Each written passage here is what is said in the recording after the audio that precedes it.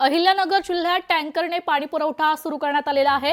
13 गावं आणि 41 वाड्यांवर टँकरने पाणी पुरवठा सुरू करण्यात आलाय। तर जूनपर्यंत पाणी टंचाईचे सावट गडद होण्याची शक्यता आता वर्तवण्यात येते आहे। अहिल्यानगर जिल्ह्यात उन्हाचा तडाखा आहे, तर दिवसेंदिवस तीव्र होत असून पिण्याच्या पाण्याचा प्रश्न देखील उपस्थित होतोय। दरम्यान जिल्ह्यात 13 गावं आणि 41 वाड्यांवर प्रशासनानं टँकरद्वारे पाणी पुरवठा सुरू केलाय।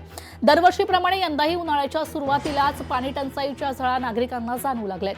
प्रशासनाच्या अंदाजानुसार येत्या 30 जून 2026 पर्यंत जिल्ह्यातील तब्बल 537 गावं आणि 2063 वाड्यांमध्ये पाणी टंचाई निर्माण होण्याची शक्यता आहे। त्यामुळेच ग्रामीण भागात चिंतेचं वातावरण आता निर्माण झालं। या पार्श्वभूमीवर टंचाई निवारणासाठी प्रशासनानं विविध उपाययोजना आखण्यास सुरुवात केली आहे। सुमारे 29 कोटी 45 लाख रुपयांचा संभाव्य कृती आराखडा आता तयार करण्यात आलाय। परिस्थिती आणखी गंभीर झाल्यास टँकरची संख्या वाढवण्याचे संकेतही देण्यात आलेत।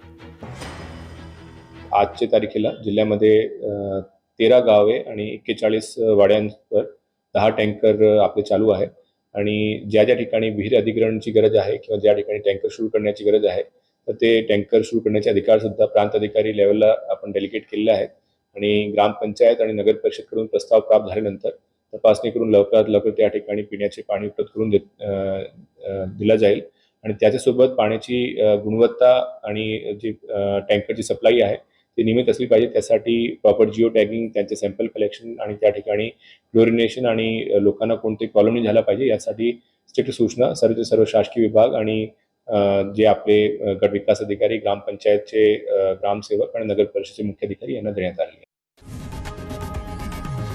लोकशाही मराठी ऐका, पहा, जागरूक रहा।